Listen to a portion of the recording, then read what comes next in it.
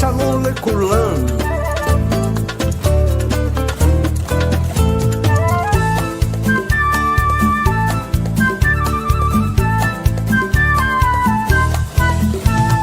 Shabbat Shalom, Shabbat Shalom, Shabbat, Shabbat, Shabbat, Shabbat Shalom.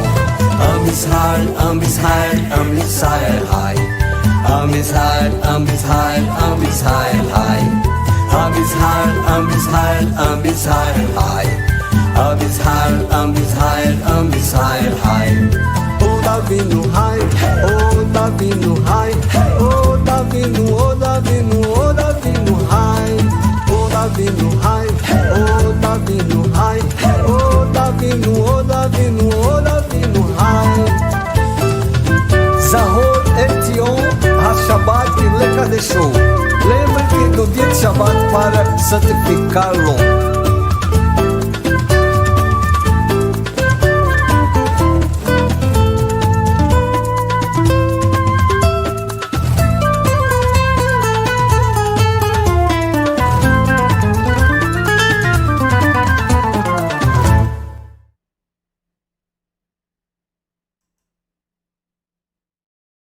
O Eterno, abençoado seja o seu poderoso nome, no relato da criação, fez questão de mencionar que em 6 dias criou todas as coisas que existem. Mas no 7º dia, ele abençoou e santificou, dando exemplo para toda a sua criação, que o Shabat é o seu santo dia. Outra vez, quando ele entregou a sua Torá, desde o Monte Sinai, ele escreveu com a sua mão, Zahor et Yom HaShabbat Lekadisho. Lembra-te do dia de Shabat para santificá-lo. Desejo a todo o povo da Teshuvá que está espalhado sobre os 4 cantos da terra um Shabat Shalom, um Shabat cheio da graça, do amor e da misericórdia do Eterno. O pôr do sol já está finalizando aqui no Recife, adentrando aí no Shabat. Em muitos locais já está escuro, outros não. Mas nós vamos aí nos alegrar com esse momento, né? Com esse momento de maravilha, que é o momento aí que o Eterno, né, descia para se encontrar com a sua criação.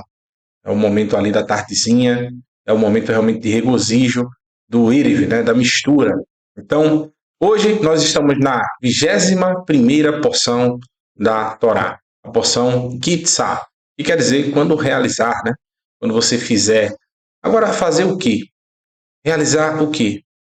Geralmente, meus irmãos, a gente é acostumado a querer, o ser humano, querer que a sua vontade seja realizada. Que a própria vontade do ser humano, o Eterno se molde à vontade do ser humano. E Moshe, ele está recebendo instruções do Eterno. Nessa porção é que Moshe, tão somente nessa porção que Moshe vai descer do monte, né, depois de passar 40 dias e 40 noites ali com o Eterno, recebendo dele as instruções. Ouça bem, viu? Você que está ouvindo aí, que está chegando agora, você que está começando essa caminhada em Teshuvá, ou você que nem sabe o que é Teshuvá. Teshuvá é um movimento que a gente chama de retorno às Escrituras. Não é que nós chamamos, é assim que está escrito. É retornar. O que é o retorno que o ser humano precisa fazer? Quando João Batista, por exemplo, ele aparece, ele vem com essa mensagem, né, de arrependimento, arrependam-se. Ou seja, voltem pelo caminho, façam Teshuvá, retornem. Esse retorno é justamente quando nós estamos buscando a origem da verdade. Estamos começando essa caminhada do início. Então você que está começando agora, não sabe o que é porção, o que é porção da Torá, o que é Torá, por exemplo. Então, vou fazer uma breve explicação aí. Nas Escrituras, a Bíblia, ela quando foi entregue para o povo, não existia um livro chamado Bíblia. Eram vários pergaminhos que foram compilados e formou esse livro chamado Bíblia. E os 5 primeiros livros da Bíblia, que é conhecido comumente como Lei de Moisés, é isso que a gente vai explicar hoje. Moisés, Moshe, ele recebeu do Eterno essas instruções, que a palavra Torá, que foi traduzida como lei, na realidade ela é traduzida, melhor traduzida como instrução, ensinamento. Por último, lei. Mas comumente é traduzida como Lei de Moisés, mas na realidade é a instrução do Eterno que foi passada para Moisés. Então Moshe passou 40 dias e 40 noites recebendo essas instruções do Eterno, anotando tudo, e agora ele vai passar para o povo e, como nós dividimos a Torá, as suas instruções, a instrução do Eterno não é passada de uma hora para outra, elas foram divididas em 54 porções, que são lidas nas 54 semanas do ano, e hoje nós chegamos à 21ª porção da Torá. Então não fique preocupado, aos poucos você vai aprendendo, porção a porção. Ano que vem começa de novo o mesmo ciclo, você vai dar a primeira porção, porção Bereshit, e assim você vai acompanhando aqui conosco, e você vai ter a totalidade. E você vai ver que nós fazemos vários links entre o que o Eterno passou para Moshe e com os ensinos de Yeshua. Basicamente são a mesma coisa. A gente vai ver isso aqui hoje. Hoje à noite e amanhã pela manhã é o que mais vocês vão enxergar, é justamente essa transição entre Yeshua, o que Moshe falou, escreveu e o que Yeshua ensinou. É basicamente a mesma coisa. Então, nessa porção, a gente vai ver isso. Moshe recebendo do Eterno essas instruções e o tema principal da porção é o início, né? Quando realizar, ou seja, que realizar o quê? Aqui vai ser o censo, né? Mas a gente vai entender que o eterno quer dizer, na realidade, quando você realizar a minha vontade, Moshe, não a sua. Aí sim, o ser humano vai ter direito à redenção. Quando for realizada a vontade do eterno e não a nossa. Por isso, o nosso mestre Yeshua, quando vai ensinar a oração, o que é que ele ensina? Está soltando. Se você prender ele aqui, você fica mais. Esqueci. Então, Moshe, que representa, né, as escrituras, a Torá, ele vai descer do monte e vai passar essas instruções para o povo, justamente de que é necessário fazer a vontade dele. E o nosso mestre Yeshua, como eu havia dito, quando ele está ensinando seus servos, seus discípulos a orar, ele ensina justamente isso, que a oração modelo, né, o Pai Nosso, que é conhecido, ele começa justamente nisso, né, reconhecendo a grandeza do Eterno e dizendo que seja feita a tua vontade, assim na terra como nos céus. Ou seja, que a gente deve realizar a vontade do Eterno e não a nossa própria vontade. Então esse vai ser o cerne de toda essa porção. Eu dividi em 3 pedaços. Essa porção, que já é um pedaço da Torá, eu dividi em 3 pedacinhos e vocês vão ver exatamente que esse realizar que o Eterno quer é que seja realizado a sua vontade, que o ser humano deixe de querer fazer a sua própria vontade. O que há nas obras de nós, seres humanos? Egoísmo, raiva, ira, revolta, idolatria, engano, mentira. Tudo isso a gente vai ver aí, um misto aí nessa porção, onde as pessoas vão agir de formas até duvidosas, né? Ações que vão trazer aí por grandes consequências, principalmente no finalzinho, quando a gente for ver amanhã à tarde, quando fala justamente do pecado do bezerro de ouro, né? Que é tão conhecido nas escrituras, e a gente vai se aprofundar ainda mais sobre esse momento. Então, chegando aí a esse pedacinho dessa porção, deixa eu colocar aqui na tela para vocês. Pronto. Aparecendo aí, beleza. Então temos essa imagem aí, a ilustração, dentro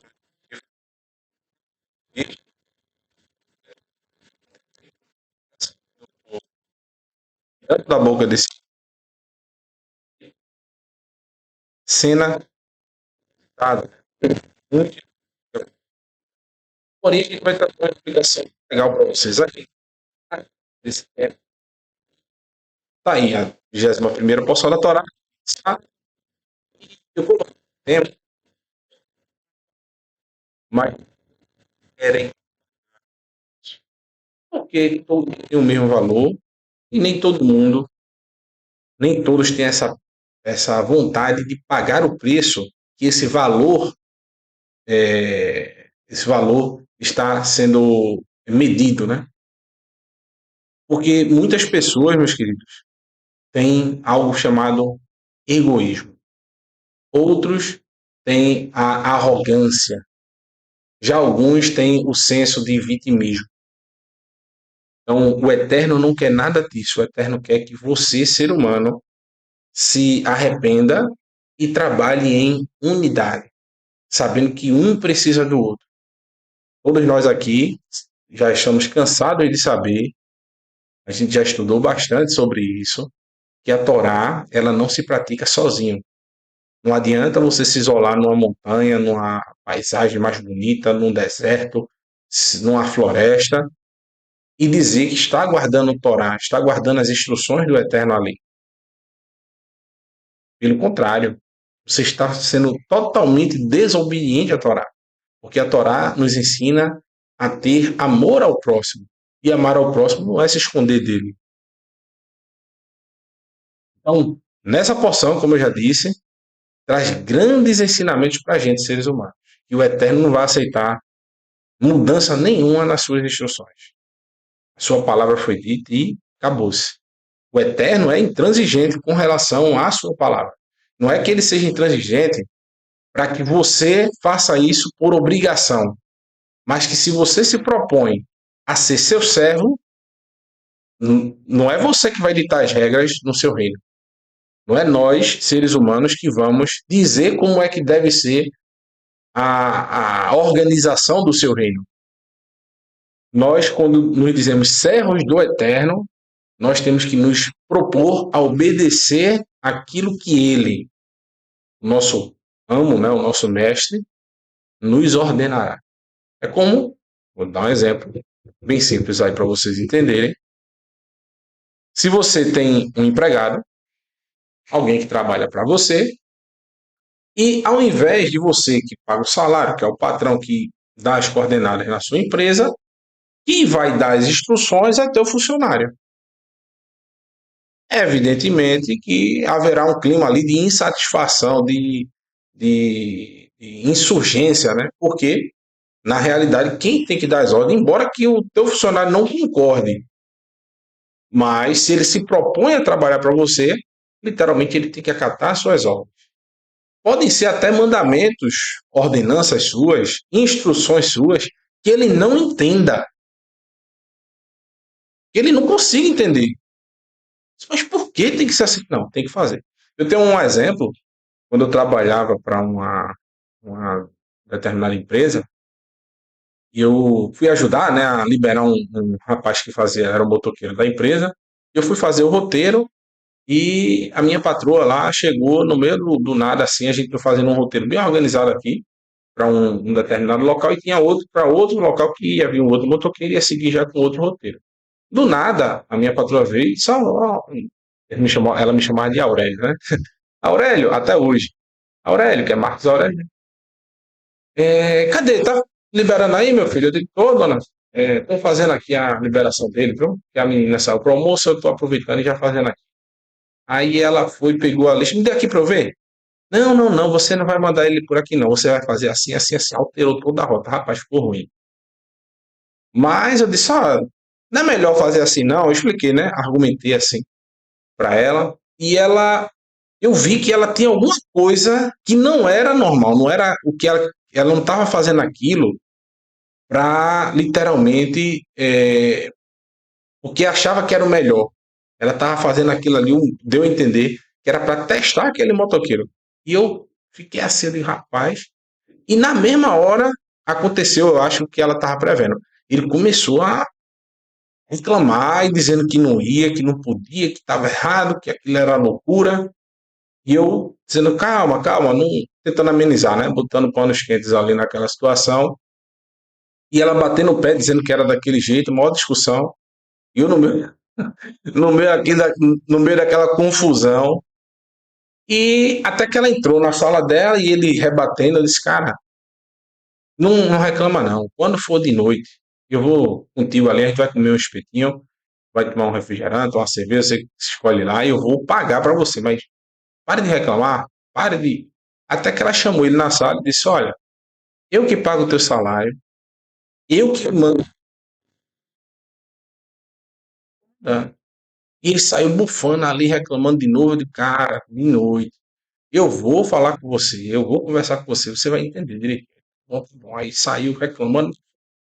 Quando chegou de noite, eu botei a mão no ombro dele, fui conversando com ele, até que eu disse, e ele reclamando, ela é muito burra, rapaz. Hoje só sobra pro burrinho, né?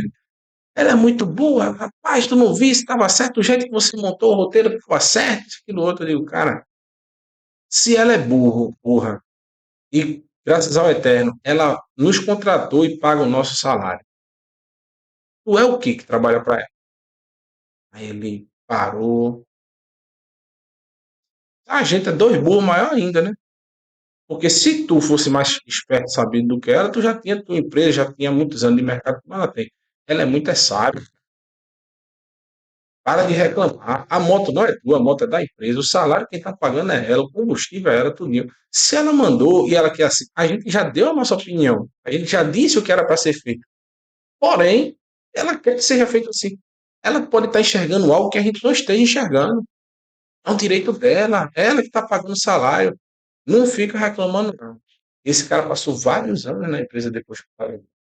E até hoje eu sou bem recebido na empresa porque eu sabia entender que eu sou um funcionário. Quando eu não quis mais seguir as ordens da minha patroa, eu não saí de lá por conta justamente de ter raiva ou rancor nem nada, mas eu queria ter a minha independência e fazer as minhas vontades. Então eu pedi minha demissão. Nada errado para me colocar para fora. Do mesmo jeito, por que eu estou trazendo essa instrução, essa história, esse testemunho? Porque do mesmo jeito age o Eterno, meus irmãos. Ele dá instruções que às vezes a gente não compreende. E às vezes a gente se revolta e não quer fazer, não quer praticar aquela vontade do Eterno. Não quer que a gente quer que o Eterno se molde à nossa vontade, mas ele é o dono de tudo. É o criador de tudo, que tem sabedoria. Nós somos simples servos, se ele mandou, temos que fazer. Se a gente não quer, a porta da rua é serventia da casa. Ele não vai mudar as suas instruções. E vários servos já passaram por essas instruções e não vai ser agora nós, mais bonitinhos, que vamos conseguir dobrar o Eterno e ganhar no grito.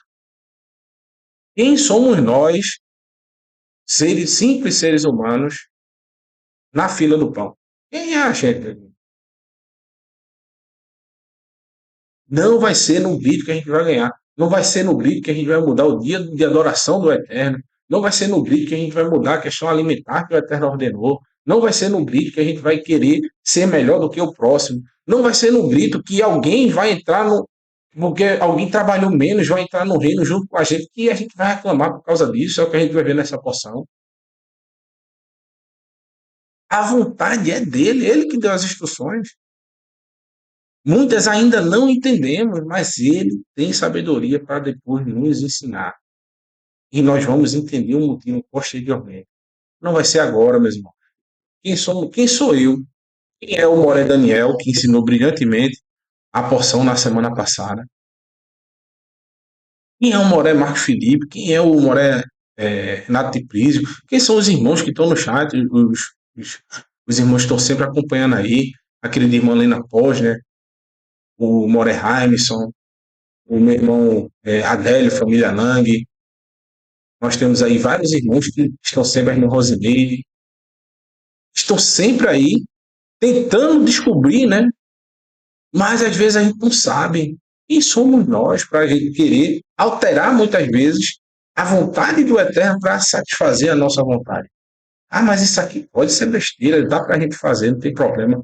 Isso aqui o Eterno mudou já isso aqui. As religiões, por exemplo, acham que o Eterno vai aceitar isso. Mas grande é a decepção. Então, o que nós podemos fazer é minimizar essas decepções.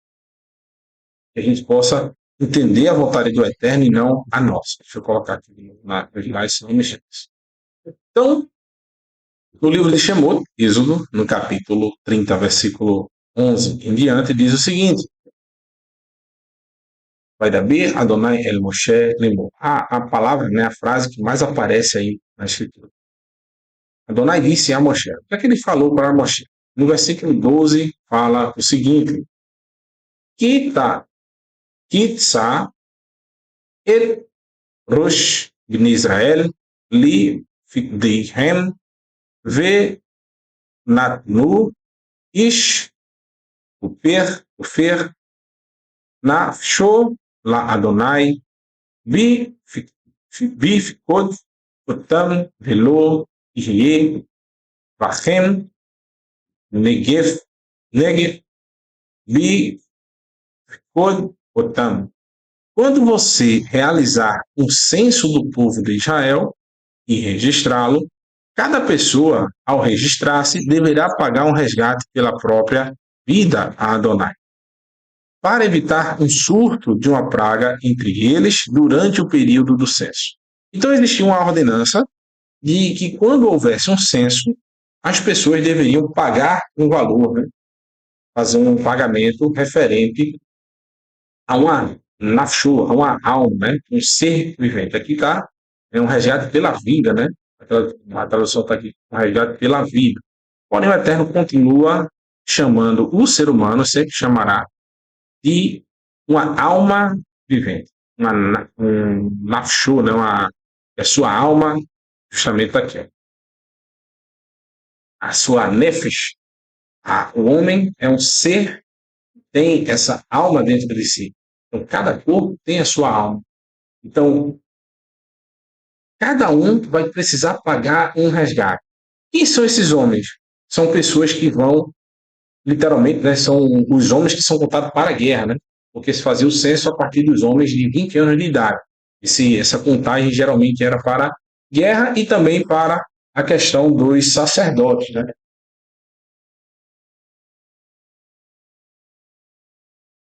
Então, geralmente se fazia o censo antes de algum grande evento, de alguma grande guerra, ou também para redimensionar a questão sacerdotal.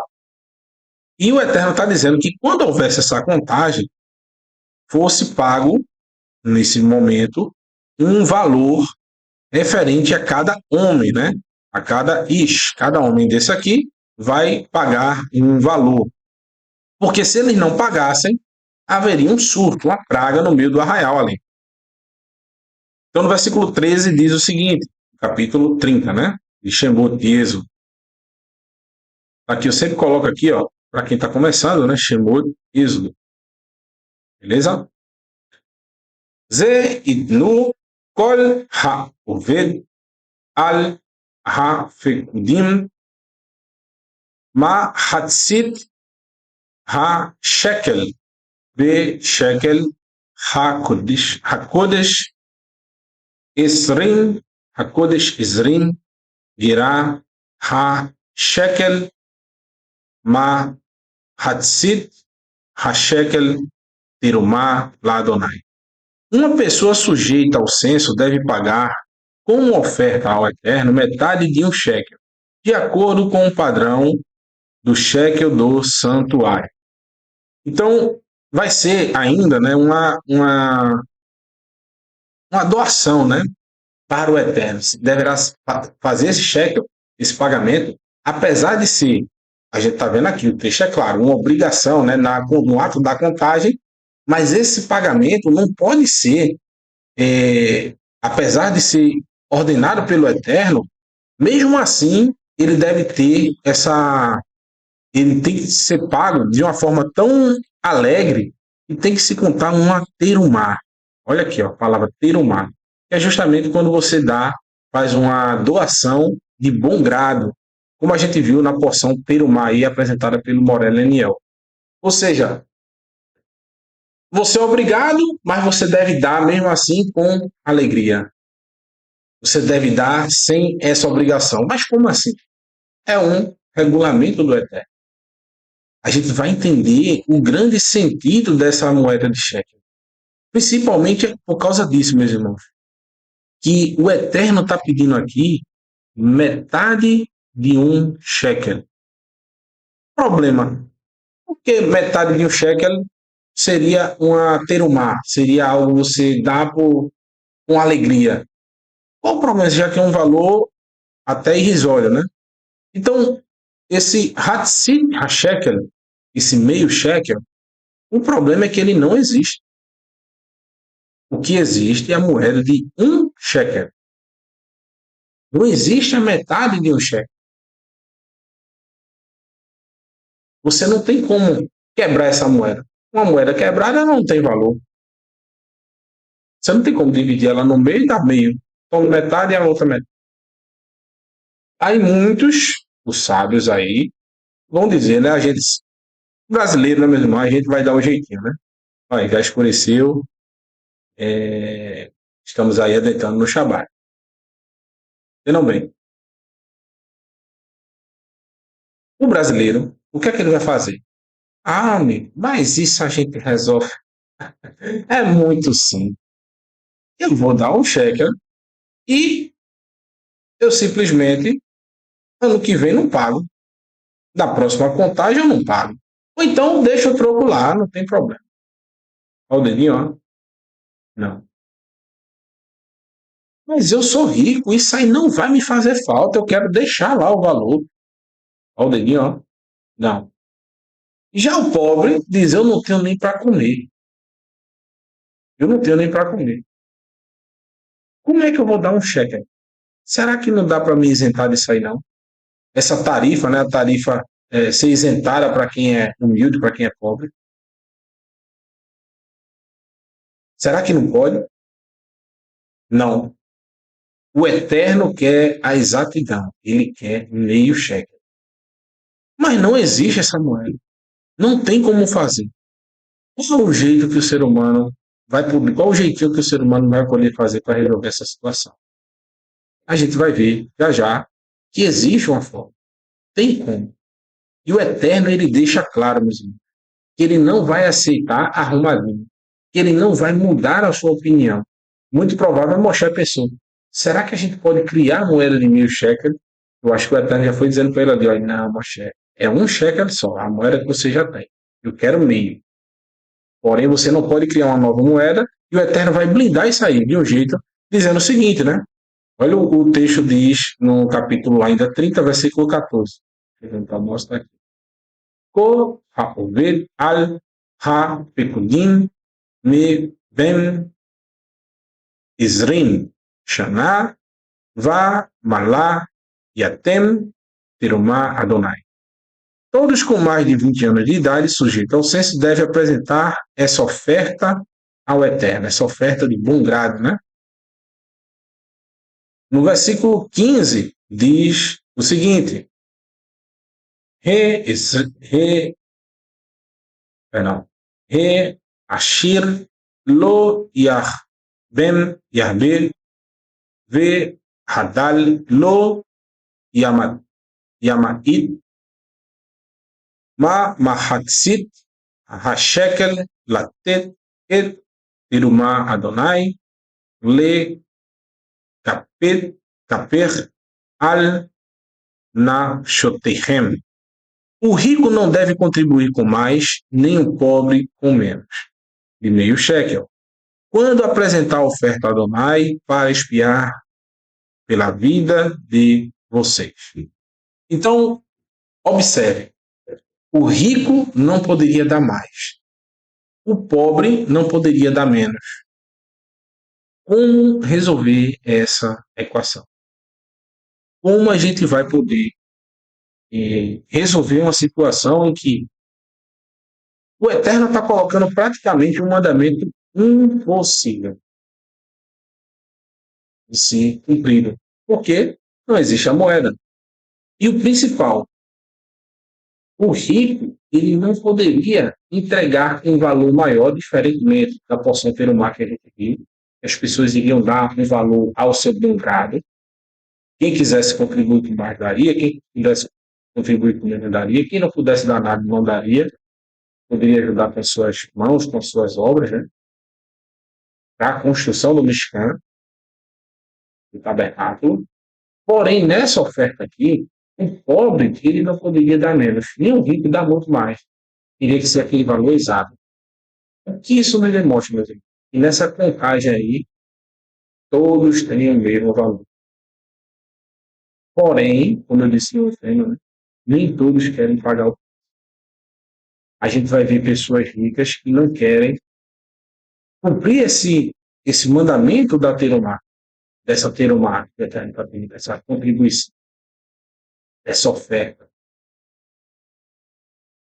Por quê? Porque simplesmente, meus irmãos, a forma que o Eterno vai encontrar aqui de resolver essa situação é justamente que um vai se juntar com o outro e os dois vão pagar juntos essa contribuição. Haverá uma união. Isso é coragem. É estar unido, se ajudar, um ajudar o outro, um saber que não tem um valor maior do que o do outro. Todos têm o mesmo valor perante o Eterno, desde que esteja no caminho de Yeshua. Que é inconcebível a gente imaginar pessoas que torturam e matam seres humanos, como aconteceu aí no dia 7 na tragédia, no dia 7 de outubro, onde entraram no território de Israel e fizeram todas aquelas atrocidades e considerar essas pessoas como têm o mesmo valor diante do Eterno. O que aconteceu no Holocausto, entre outras coisas. Jamais. Não vou nem te falar o nome desses bárbaros aí. Porém, quem está no caminho de redenção, todos eles, independentemente da sua posição, do seu cargo, da sua condição financeira, todos eles têm o mesmo valor perante o Eterno. Todo aquele povo que estaria ali no arraial de Israel tinha o mesmo valor perante o Eterno. Desde que estivesse debaixo da sua nuvem, na caminhada em Techuvá. Então, o rico, ele teria sim que se juntar com alguém mais necessitado, muitas vezes, para poder doarem junto esse shekel e pagar a metade de cada um. Como eu disse, né?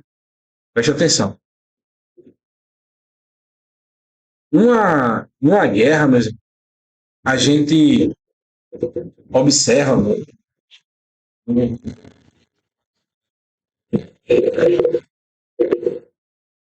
Numa guerra, a gente observa muito cenas de companheirismo, né? Isso. Principalmente, eu consegui observar, eu acompanho um canal que mostra muito os bastidores da guerra, né? Mostrando muito o companheirismo que há no povo de Israel. É um exército muito unido. Eles literalmente cantam juntos, celebram o Shabat juntos, é uma coisa maravilhosa.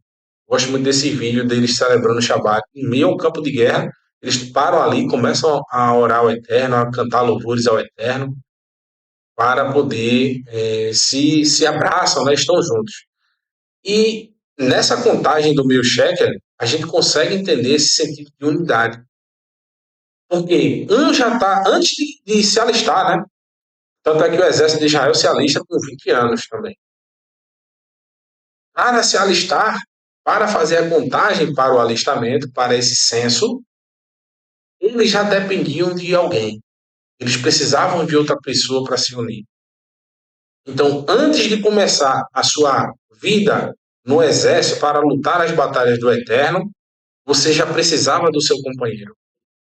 Você não podia deixar ele sozinho e fazer seu pagamento só.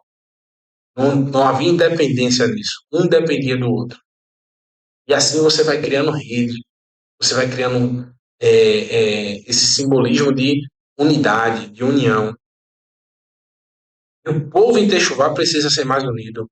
Um ajudar o outro, um perguntar ao outro como você está. E não só sabendo que há algum problema, se propor a querer ajudar. Esse é o sentido de unidade que deve mover o povo de Israel e a nós também. Como servos do Eterno, nós devemos estar sempre querendo pagar essa dívida do outro, ajudar o outro a entrar conosco, né? Principalmente que a gente não pode fazer nada sozinho. Ah, mas eu sou rico, eu não posso me juntar com o pobre. Ah, mas aquele irmão é muito rico, ele tem o nariz empinado, eu não vou me juntar com ele. Um depende do outro, meus irmãos. Nós não somos nada porque temos mais condições do que o outro. O Eterno está dizendo isso aqui. O rico não dará mais, nem o pobre dará menos. Ou seja, um vai complementar o outro. O Eterno está botando o rico e o pobre porque um poderia complementar o outro. Mostrar que todos nós somos iguais. Todos têm o mesmo valor perante o Eterno. Nefesh tahar nefesh. Alma é igual a alma. Não existe uma alma superior do que a outra quando está no caminho de Teshuvá. O galardão é o mesmo, meus irmãos. Está na presença do Eterno. É isso que a gente vai ver mais adiante. O nosso mestre Yeshua ensinando sobre justamente essa ideia de que ninguém tem um valor maior do que o outro perante o reino. Ninguém vai receber um galardão maior do que o outro. No livro de Matitiarro, a gente encontra justamente um ato que denota, né, demonstra esse pagamento desse imposto.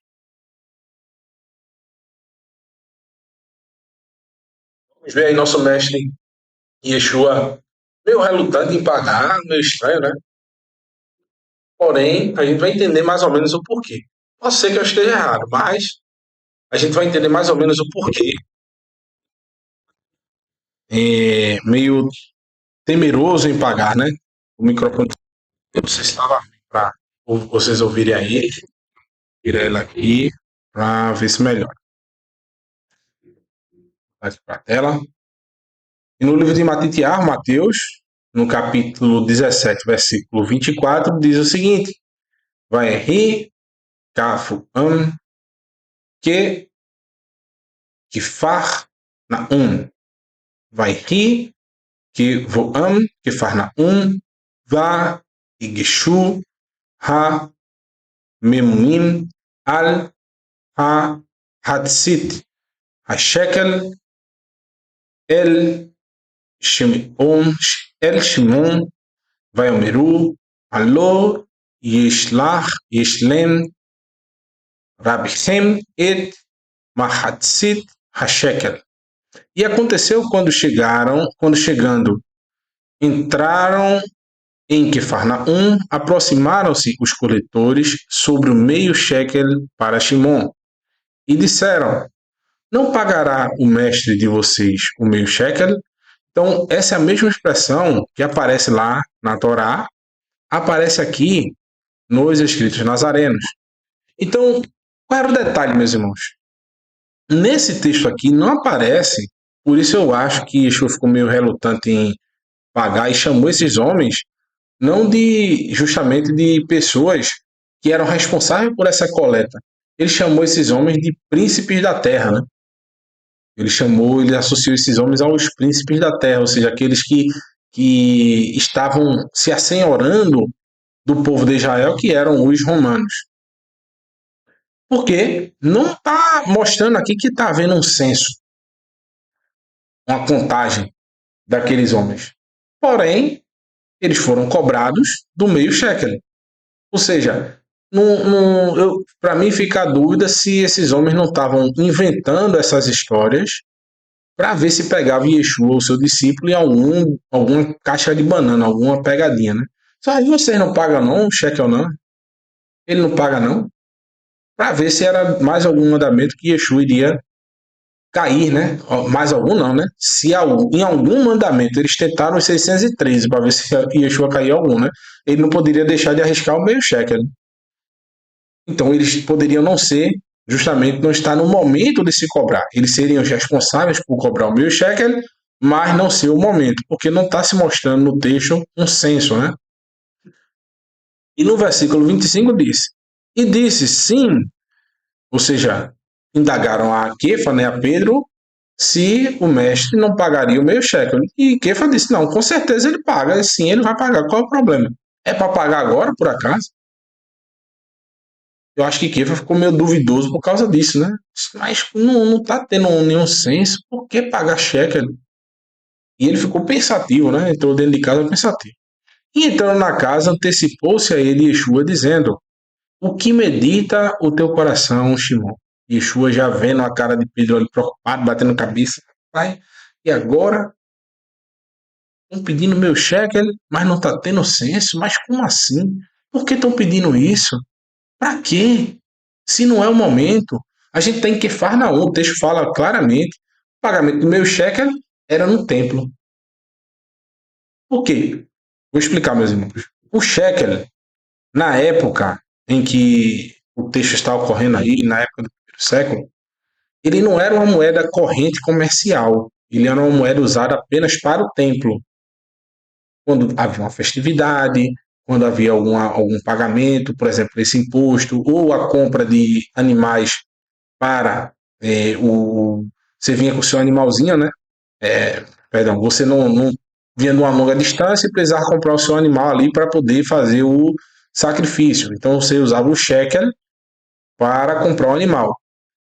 Você não vinha também com shekel. Você ia no templo, fazia o câmbio, existia o câmbio no templo, e lá no templo você dava a moeda corrente e trocava por shekel, e lá no templo você fazia a compra do seu animal para o sacrifício.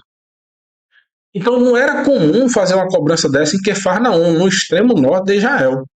No norte de Israel, né? Perdão. Não era comum. E naquela região, o pessoal chamava ele Ares, povo da terra. Por isso que Yeshua está falando que esses homens, a gente vai ver no texto aqui, eles não consideravam os Amhares povo. Eles consideravam um povinho, né? Um suburbano, né? E eles se achavam melhores do que os outros. Eles se achavam um valor maior do que os outros. Exatamente o oposto do sentido do imposto do meio shekel, onde o Eterno quer dizer que todos têm o mesmo valor. Tanto aquele que era de Jerusalém, que se considerava superior, quanto aquele que estava na Galileia, que se era considerado por esses homens inferiores. Para o Eterno, todos têm o mesmo valor. Para esses homens, não. Quem estava comprando imposto, não. Tanto é que, olha o que Yeshua vai perguntar para ele. O que medita o teu coração, Shimon, de quem os reis da terra... Olha que pergunta interessante que Yeshua fala. De quem os reis da terra, de quem cobram os reis da terra taxa de entre dos filhos ou de estranhos. Está duplicado aqui, né? Só apagar aqui rapidinho.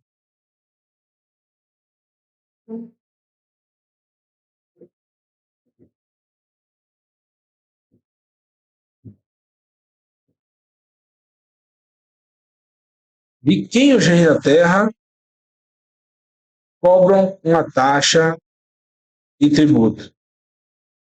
Dos filhos ou de estranhos? Não está aqui também.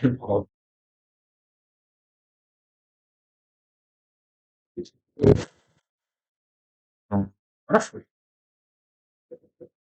Dos filhos ou de estranhos. Ou seja, segundo o que a gente acabou de ler lá no Êxodo, não existia diferenciação entre quem era filho ou quem era estranho. Qualquer um que estivesse ali e fosse do povo de Israel, estivesse apto, tivesse 20 anos, estivesse apto para passar pelo censo, deveria ser cobrado o valor do meio shekel. Porém, esses homens, Yeshua está considerando eles os reis da terra, não mais os cobradores corretos para fazer essa cobrança do meio shekel. Há uma diferenciação. Olha, dos filhos a gente não cobra, dos estranhos a gente cobra. Então, se eles estão cobrando para a gente, Pedro, nós somos estranhos, nós somos o Amhaaretz, nós somos o povinho. Nós não somos considerados da parentela deles. Porque eles provavelmente nem cobram a eles mesmos. Devem ter criado alguma tradição para poder isentar eles de pagamento, desse pagamento. Porém, nós somos cobrados. E Pedro vai responder.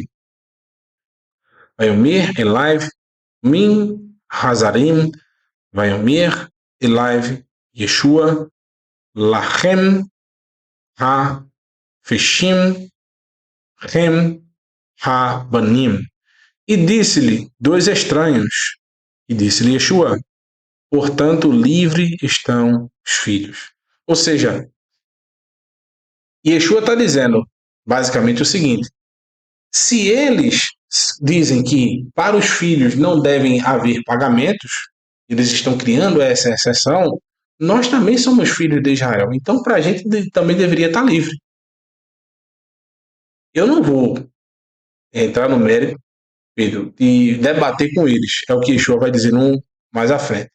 Porém, segundo o próprio conselho deles, nós deveríamos também ser isentos. Mas não vamos brigar, Pedro. Vamos evitar a fadiga, né?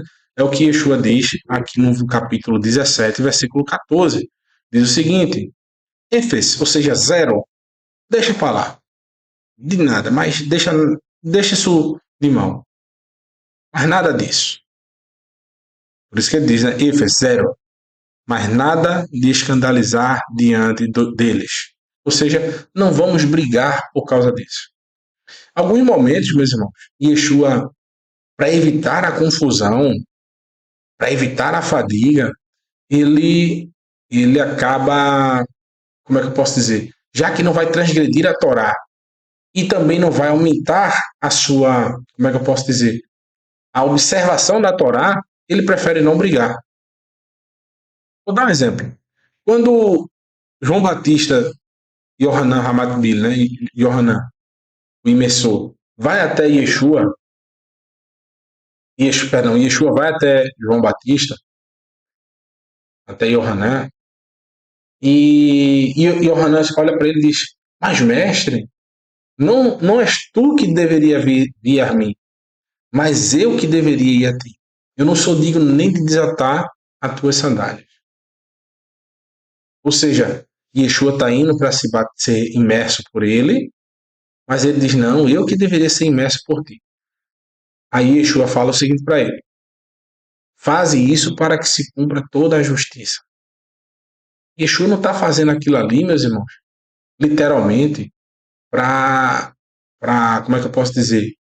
Não só para cumprir, evidentemente, o mandamento da Torá, um mandamento, uma tradição que foi criada, literalmente, para purificar, né, a pessoa, para começar o seu ministério, porque isso foi criado pelos homens, que aos 30 anos você poderia começar a ter discípulos, e Yeshua começa o ministério com 30 anos. Que você, para ser um mestre, você precisava saber ler os rolos da Torá. Yeshua sabia ler. Esse mestre também precisava ter um mestre de renome. Alguém tinha que impor-lhe a mão, né? Passar fazendo o que? O banho de purificação. Yeshua foi lá até Yohanan, que era conhecido até como um profeta. Então Yeshua cumpre esses requisitos para ter o embasamento e evitar as discussões por coisas mínimas. Então, se você pode fazer algo, se é algo que não vai te custar nada e não vai transgredir a Torá e vai validar ainda mais, vai te ajudar ainda mais a ter condições de argumentar com alguém, vai te ajudar, você não precisa debater, você não precisa discutir. Um exemplo, você vai levar a boa mensagem do Eterno conversando com alguém e de repente você vai na casa de alguém. Mas aquela pessoa, ela tem um costume de que ao entrar na sua casa, você tem que tirar o sapato. Você não vai deixar de tirar o sapato porque é o seu costume andar em todo canto de sapato. Você não gosta de botar o pé no chão. Você não vai deixar de levar a mensagem por causa disso. Não é algo que vai te fazer mal, mas que às vezes ofende a outra pessoa e ela vai deixar de te ouvir por causa de uma besteira dessa. Aqui Yeshua, não é que a gente vê que é uma relutância, quer dizer, não há uma relutância de Yeshua de pagar, mas ele está duvidoso justamente, não só ele como Pedro, dos motivos que levaram à cobrança desse imposto. E justamente ele está dizendo aqui claramente que esses homens que estavam cobrando faziam acepção de pessoas, coisa que o imposto em si, segundo a Torá, não faz. Para o Eterno, todos têm o mesmo valor. Todos deveriam pagar. Aí ele continua o texto. Vá para o mar, lança, e logo, né? E lança o anzol, e pegarás o primeiro peixe que subir, e abrirás a boca dele, e encontrarás dentro um shekel. Olha aqui, ó. A dag e o peixe, a sher, que você, né? E a ler, retirar, fizer subir, né? Rishoná, o primeiro, o, fa, o fatar, Shitá et piv, e abrirás a sua boca, o matzitá bo, e tirarás, né, de dentro dele, shekel kesef, um shekel de prata, o tocar va shalem, e pagarás, né, e tomarás e pagarás. Aqui a palavra shalom também se escreve para pagamento, né? Vá ver shalem, e pagarás lachem, para eles, vá adi u vá aderra, sobre o meu testemunho e o teu testemunho. Então, eles estavam dando testemunho do pagamento do Kesser, desse meio shekel, né? Testemunho de Pedro e de Yeshua, o mestre pagando junto com seu discípulo.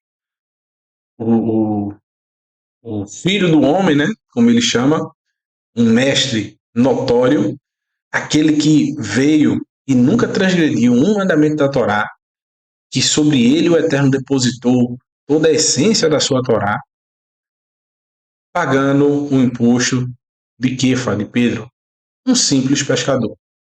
Para Yeshua não tinha problema nenhum nisso. Mas, provavelmente para aqueles homens, eles se achavam superiores. E tá aí uma plantação de uvas, né, maravilhosa, cheia de pessoas aqui colhendo. Olha a quantidade de gente. E tá aí duas pessoas negociando, né? Porém, a gente vai ver Yeshua, nosso mestre, mais uma vez, ensinando algo muito interessante. Algo profundo acerca da Torá. Ele vai comparar um mundo vindouro justamente ao que a gente está vendo nessa cena aqui. Que o mundo vindouro será o quê? Como um dono de uma vinha que saiu para contratar trabalhadores, pessoas para colherem esses frutos. Isso será o reino do céu. A base do reino do céu será como Yeshua disse aqui nessa parábola. E a gente vai ver pontos interessantíssimos, meu irmão, onde cada trabalhador vai receber exatamente o mesmo valor, independente de quem trabalhou mais, de quem trabalhou menos, independentemente da sua condição. Se alguém já é mais conhecido, se o outro é menos conhecido. É assim que o Eterno vê o ser humano. Teu valor, minha irmã, meu irmão, não está medido como os seres humanos medem o outro. Você que pensa nisso, que hoje não está passando por boas condições financeiras, você que está desempregado, você que está com dívidas, né, passando por um momento de dificuldade, ainda não conseguiu ali resolver suas situações, suas pendências, você não vale menos do que o homem que tem a maior quantidade de dinheiro nesse mundo, que eu não sei nem quem é. Para o Eterno, até preste atenção, viu? Se você está em Techuvá e aquela pessoa não está, ela está vivendo uma vida de promiscuidade, de todo tipo de situações contrárias ao reino dele, hoje você tem direito ao reino dos céus. Mas ele não. E você está em obediência ao Eterno, então você tem um valor maior sim. Mas se essa pessoa, esse homem multimilionário aí, o bilionário, que quer ser trilionário, se ele se arrepender de suas transgressões e querer participar da mesma jornada que você está participando, ele vale meio shekel, assim como você.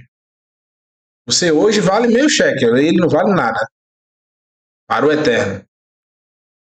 Ele não quer nem, não, isso aí eu não quero dar, não, tô fora. Só quero se for um valor maior, porque esse aí vai dar meio shekel, esse tá quebrado, tá devendo meio shekel. E ele vou dar bem na conta que. Não, não, não, não. Ou seja, eu vou ter que pegar o meu dinheiro e dividir com ele, andar com. Ixi, ralé, quero não. Muitos têm essa visão, né? Tem gente que tem um pouquinho a mais já fica pisando no outro, humilhando. Cheio de casos disso aí.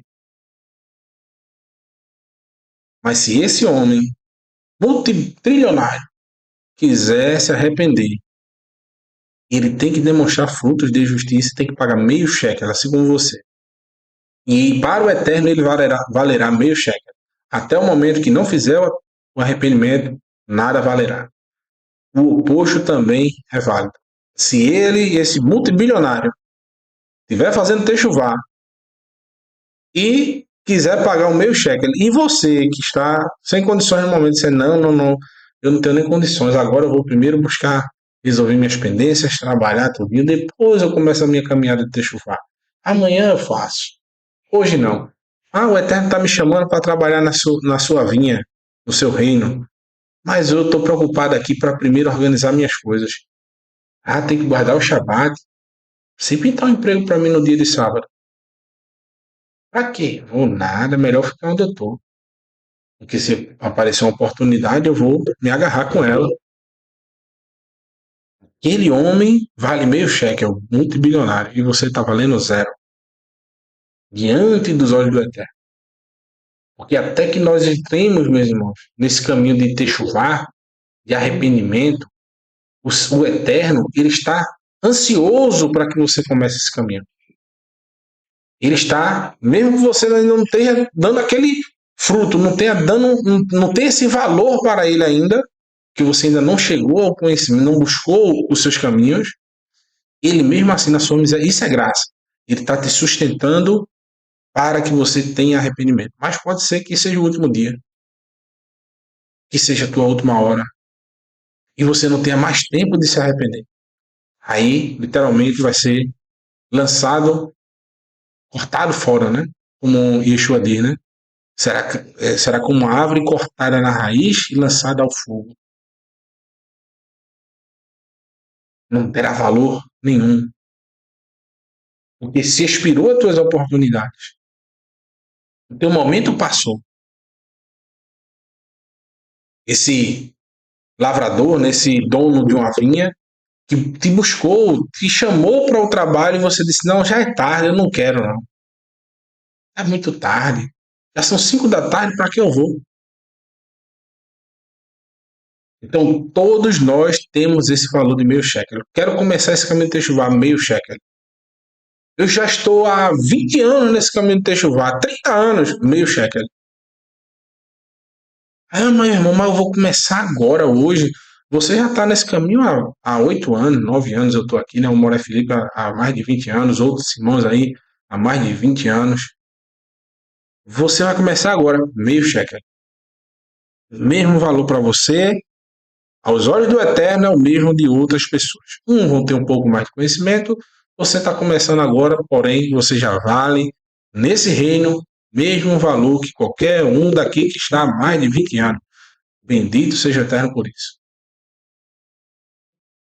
Com tua chance, meu irmão, minha irmã, de participar desse reino, um reino em que o Eterno não olha a tua conta no banco, não vai olhar o teu status social, não vai olhar qual é o teu cargo, se tu é uma pessoa, como é que eu posso dizer, gabaritada, né? Com muitas referências. O Eterno vai olhar para você e dizer: ah, esse meu servo aqui está querendo trabalhar na minha vinha, então separa o pagamento dele aí, meio cheque. Ele vale meio cheque. E inicialmente a gente que tem que pagar, né? Pagar um preço, não é isso? A gente é que tem que pagar, não o Eterno nos pagará. Porém, a recompensa no futuro virá, né? mas não trabalhemos pela recompensa, e sim para estarmos do lado, é o que a gente vai ver nessa porção, do lado do dono da vinha. E no livro de Matitiar, Mateus, no capítulo 20, versículo 1, diz o seguinte: que da metam malchut hashamayim le va'al ha-bait asher ha-shikim va-yitze va-boker va-iskor pe'alim le harmo. O reino do céu é como um fazendeiro que saiu ao nascer do sol para contratar trabalhadores para sua vinha. Ele combinou o pagamento de 1 denário, o valor de um dia de trabalho, e os mandou para a sua vinha. Aqui, meus irmãos, tá a palavra shekel aqui, porque o texto em hebraico ele está usando uma referência, né? Um shekel. Porém, se a gente olhar no texto grego, existe uma diferença entre o que está escrito nesse trecho aqui com aquele que a gente acabou de ler em Mateus 17, certo? Porque lá está escrito a palavra dracma no Mateus 17 e aqui está, que é uma moeda grega, né? E aqui no texto grego está uma palavra denário. Por quê? Como eu disse, né? O pagamento diário que era dado para os trabalhos era uma moeda romana. Então, o que é que está dizendo aqui, né? Que combinou o pagamento que era o normal, o cotidiano. Qual era o valor de uma diária naquela época? Uma dracma, um denário. Uma dracma, perdão, que era uma moeda romana. O valor de uma diária era uma dracma. Aqui o tradutor colocou a transliteração para o hebraico, ficou como shekel, tá certo? Então, observem. Esse homem saiu de manhã cedo e no começo do trabalho, no nascer do sol, quando está mais friozinho, né, que é o melhor horário, ele saiu para procurar trabalhadores para a sua vinha. E ele combinou o quê? O pagamento de um dia de trabalho. E essas pessoas foram lá e aceitaram esse trabalho, que era normal. Quanto é o valor de uma diária? É 1 denário, pronto, eu pago. Vocês querem trabalhar? Quero. Estamos aqui para isso, afinal, né? Saímos no meio da rua procurando emprego. Você está com esse trabalho todo para fazer? Vamos embora.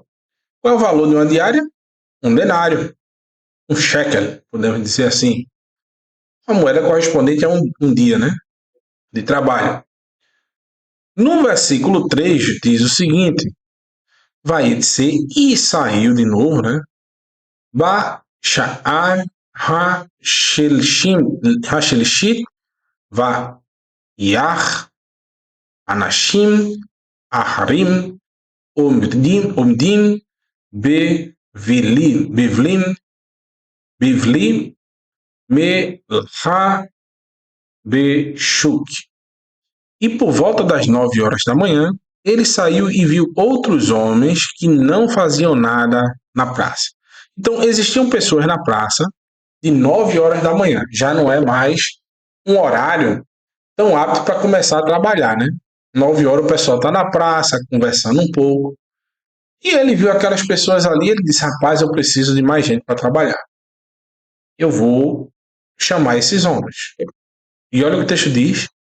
E disse-lhe, vão vocês também para a vinha, e eu lhe pagarei o que for justo. Observe, esse homem agora, ele não promete mais um shekel, 1 denário, o pagamento para um dia de trabalho. Ele já está falando agora que vai pagar o que for justo. Diz, olha, já não é cedo. A gente está aí com de um total, né? A gente está com 30% do tempo já se perdeu. Então eu vou pagar o que for justo. Vocês querem ir? A gente vai. Então eles saíram do que estavam fazendo na praça e foram trabalhar. Eles não deixaram de buscar. Então, a gente encontra nas escrituras, meus irmãos, que, observa o detalhe, que essas pessoas aqui, elas vão receber também, só que eles não sabiam o valor. Eles não sabiam quanto receberiam. Se a gente observar direitinho, observe um ponto que eu vou falar com você.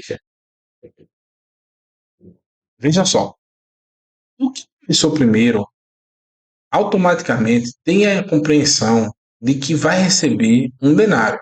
Tá ok, justo, foi o combinado. O segundo grupo vai já tem a compreensão que não vai receber um denário. Ele diz, ó, vai pagar o que for justo. Esse homem realmente ele é justo. Então eu vou trabalhar para ele. E a gente vai ver que haverão mais grupos. Porém, meus irmãos, o reino dos céus, se a gente tiver essa concepção que a gente tem hoje aqui, de que todos têm o mesmo valor, que é o que eu estou passando, neste mundo, aos olhos do Eterno, qualquer que está no caminho de Techuvá tem o mesmo valor. Porém, a gente vê nas escrituras o próprio Yeshua falando que haverá assim posições mais honrosas no reino dos céus, no mundo vindouro, por conta da justiça que foi praticada neste mundo. Por quê? Vou dar um exemplo. Existe um momento que Yeshua fala que muitos virão do Oriente e do Ocidente e se sentarão à mesa com Abraão, Isaac e Jacob. Ou seja, haverá uma mesa, literalmente, com um desses três patriarcas, estarão assentados em uma mesa de honra. A gente vê na Escritura falando dos 24 anciões, né, que estarão junto com o Cordeiro. A gente vê na Escritura, por exemplo, o próprio Abraão, né, sendo uma pessoa elevada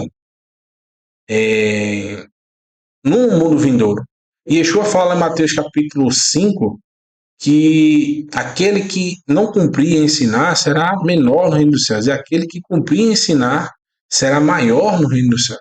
Ou seja, haverá sim pessoas, por exemplo, os 12 discípulos de Yeshua estarão nos 12 portões para julgar as nações. Ou seja, existirão cargos e hierarquia, mas nenhum, não é como no mundo atual que a gente vê, onde quem tem um pouco mais de poder governa com rigidez quem tem menos. Será só apenas uma divisão de tarefas com cargos honrosos, pessoas que são mais notórias e tiveram a compreensão e uma prática de vivência maior das escrituras e da vontade do Eterno, em detrimento a nós, muitos de nós, né? Eu me considero um deles, que não tem toda essa prática, essa vivência da Torá, como esses grandes homens que foram fiéis ao Eterno, inclusive dando a sua própria vida em detrimento à desobediência da Torá, né? Eles preferiram morrer do que desobedecer a palavra do Eterno. Porém, o prêmio para todos é o mesmo, é estar com o dono da vinha. Baruch Hashem, o prêmio não é o mundo vindouro e suas delícias. Isso faz parte do prêmio. O prêmio, o pacote completo, é estar com o dono da vinha, é estar com o Eterno. Isso é o prêmio que todos nós aguardamos. Tem muita gente que não está ali. O nosso interesse não é estar ali, é ser como esses homens aí. Que não estão ali por causa do dinheiro. Eu vou pagar o que for justo, eu vou pagar o que eu vou. É para estar trabalhando para você, na tua vinha, eu vou. Eu estava fazendo aqui, eu estava na praça, mas eu vou. Ainda está com o dono da vinha. Muitos, muitos não compreendem isso. É como a gente vai ver no final dessa parábola. Muitos não compreendem e ficam reclamando sobre o pagamento, que eles receberam a mesma coisa se trabalharam menos. Eles não entenderam que o verdadeiro pagamento é estar com um homem justo, um homem que não faz acepção de pessoas, que chamou a todos e paga a todos igualmente. O prêmio é estar com o dono da vinha. No versículo, tá aí mais uma imagem, né? A hora do pagamento, os cabas aqui tudo suado. Esse aqui tá bom demais, esse aqui chegou agora. Esse aqui tá de manhã. Esse aqui acabou de chegar, chegou de 5 da tarde. Aí esse aqui tá olhando, oxa, peraí, ele tá me pagando a esse um denário, um shekel. Ele tá pagando pra ele. Olha o olho dele, ó. E desse tamanho ficou bem maior, né?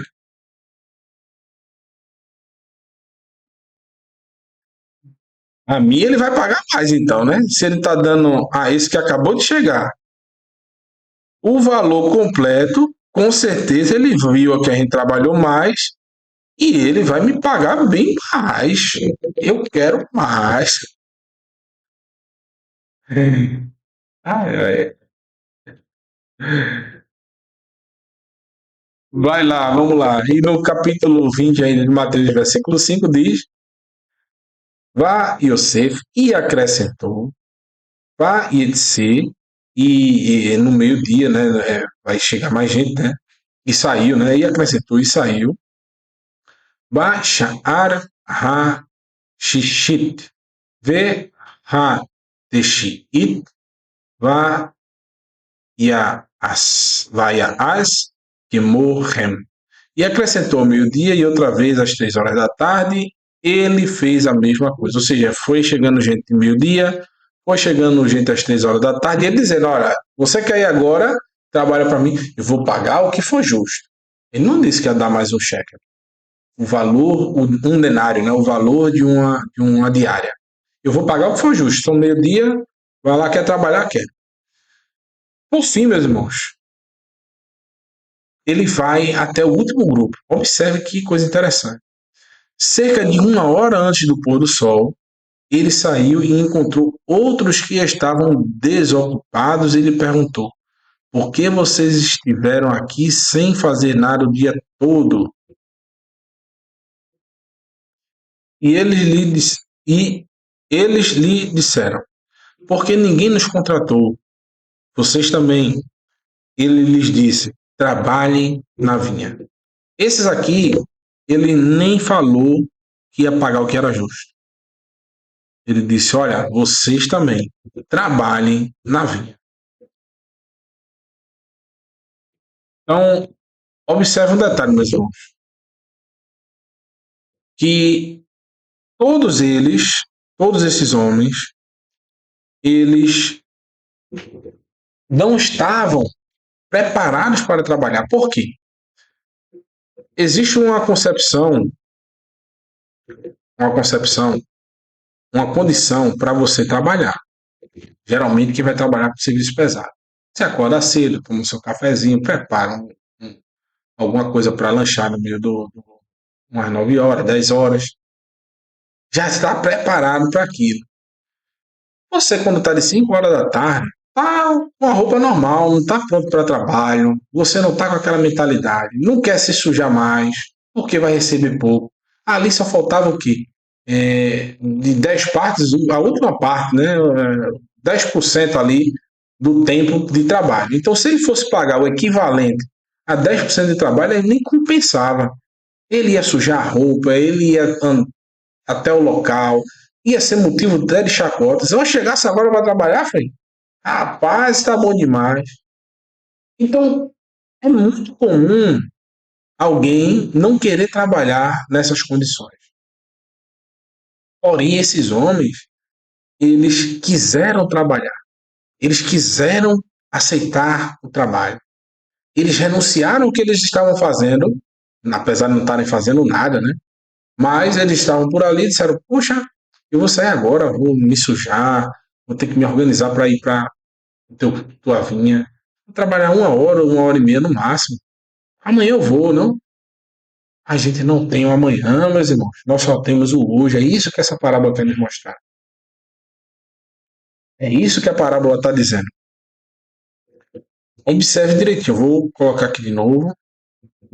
E no versículo 8 diz o seguinte: Quando anoiteceu, o dono da vinha disse ao capataz. Observe que no reino, aqui nesse reino, existe o capataz. Ele não está trabalhando, ele está trabalhando, mas não retirando literalmente as uvas. É como eu disse, no reino, todos têm o mesmo valor. Mas no mundo vindouro existirão, lógico, classe, assim como até os anjos, né? Os seres celestiais, eles têm as suas classes, né? Assim também será a ordem, é um reino com ordens, mas nenhum subjugará o outro, como acontece no mundo atual. Só basta você ter um pouquinho mais de poder que você coloca a mão sobre o seu próximo, querendo o rebaixar, né? Chame os trabalhadores e lhes pague o salário. Comece pelos últimos contratados e termine pelos primeiros. Ou seja, além desses homens trabalharem o dia todinho, ainda vão ser os últimos a receber. Mas por quê, meus irmãos? Justamente como eu estava dizendo, para observarem que travou aqui. Então, está pagando a todos igualmente, sem nenhuma diferença. Então, isso é o eterno. Isso é o eterno. Ele vai olhar para todos nós, seres humanos, com o mesmo valor. Como a gente vem aprendendo aí desde o início, com esse texto de Shemot, de Êxodo, a gente aprendeu que o eterno ele não faz acepção de pessoas com relação ao valor, desde que ele esteja nesse caminho de Techuvá. Agora, evidentemente, que as pessoas que não estão em Techuvá não têm o mesmo valor, meu irmão, está apto para ter o mesmo valor. A partir do momento que ela começar a sua caminhada em querer aceitar a vontade do Eterno, aí sim ela assume esse valor, ela assume essa condição. Então, no versículo 20 diz o seguinte: os trabalhadores que vieram a cerca de 1 hora antes do pôr do sol receberam cada um denário. Observe mesmo, né? Aparentemente, né, esse homem ele pagou, olha a cara deles aqui, olha, deixa eu até escurecer aqui, rapaz, estão olhando aí, quase querendo fulminar aí o dono da vinha, né? Olha a cara deles aí, virando, mas você, sabe? Não devemos ser assim, meus irmãos. A gente deve aceitar o que foi acordado. Então, o que é que o Eterno tem nos prometido, nos oferecido através da sua palavra? Que todo ser humano que quiser ter acesso à sua presença, ele vai encontrar a partir do momento que ele buscar o seu reino. Porque ele vai chegar e vai chamar a todos igualmente. Todo ser humano que quiser estar junto do Eterno receberá como prêmio a graça do mundo vindouro, que é justamente o que corresponde a esse denário. Agora, evidentemente, a gente viu aí no versículo anterior que existe o capataz, né? Existe alguém que, por méritos, vai estar literalmente exercendo alguma função que literalmente a gente não vai estar exercendo. Eu, particularmente, meus irmãos, se tiver o serviço lá para dar polimento num sapato dos santos, eu estou lá. Se é que tiver, vai ter sapato no mundo vindouro, não sei. Mas a função de carregar água, eu carrego. Se tiver de fazer, eu faço. Eu sou aqueles trabalhadores, pau para toda obra. Não tem tempo ruim para mim, não. Os trabalhadores que vieram cerca de 1 hora antes do pôr do sol receberam cada um denário. Versículo 10, para a gente finalizar. Por isso os trabalhadores que vieram antes esperavam receber mais. Entretanto, cada um deles recebeu apenas um denário. Olha, ele colocou justamente esses homens para receber, que chegaram depois de receber primeiro, para que esses outros vissem o que eles iam ganhar. Porque se eles recebessem primeiro, os que começaram logo, eles iriam pensar, mas eles devem ter recebido menos. Não vou nem perguntar, vamos embora para minha casa. Não, já colocou nessa condição para quê? Porque afinal, meus irmãos, esse mundo vindouro que representa essa vinha, não pode haver inveja. A seleção, não pode haver inveja. Quem está ali realmente não pode ter esse sentimento de rancor, de raiva, de sentimento de injustiça, porque o reino dos céus, a sua base é a justiça. No versículo 11 diz: quando receberam o pagamento, começaram a queixar-se do fazendeiro. Olha para isso. Versículo 12 diz: os que vieram por último trabalharam apenas 1 hora, ao passo que nós suportamos o trabalho pesado sob o sol quente. Entretanto, o Senhor os colocou no mesmo nível que nós. É o que a gente está aprendendo nessa porção, meus irmãos. O Eterno Bendito seja o seu nome, a sua justiça é eterna. Ele olha o ser humano que está querendo trabalhar em seu reino, na sua vinha, que quer fazer parte dessa jornada com o mesmo valor. Não importa se a minha caminhada começou há muitos anos e a tua começou agora, como eu já disse. Todos vão receber o mesmo galardão, que é estar na presença do Eterno, é fazer parte do mundo vindouro. Que nós tenhamos essa concepção, meus irmãos. Que grande é a misericórdia do Eterno, porque o mesmo valor que foi pago, como eu já disse também, o mesmo valor que foi pago no sangue que foi derramado. Poxa, irmãos, quando vai, volta isso. O sangue que foi derramado, meus irmãos, presta atenção, para a remissão de um pecador muito grande, é o mesmo que foi derramado para aquele que pecou pouco. É o mesmo valor. O pecado de aquele que tem muitos pecados, foi derramado o sangue do Cordeiro justo e fiel. E aquele que pecou pouco precisava de remissão e foi derramado o mesmo sangue.